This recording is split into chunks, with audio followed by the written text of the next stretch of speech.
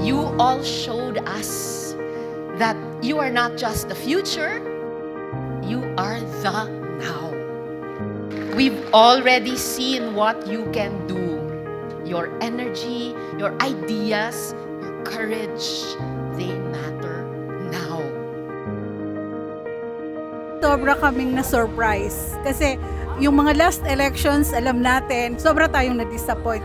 But this time, naging proud ako na, alam mo yon, lumabas talaga yung boses ng kabataan, boses ng mga Pinoy. Yun yung pinakamaganda dun.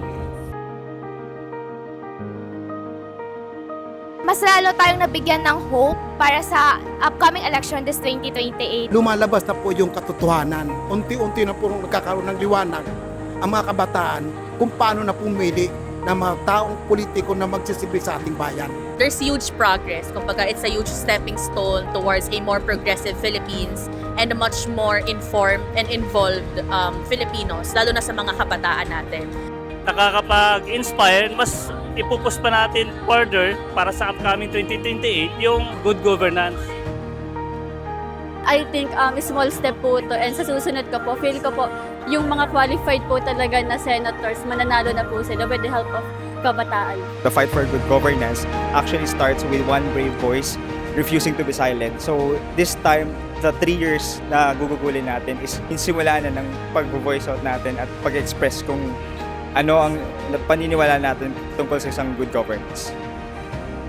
Ipaglaban ang katotohanan. Kasi sa mundo ng social media, it will not fight for itself. It needs champions like you to fight for it. The only way to fight a government that is based on a bed of lies is with the truth.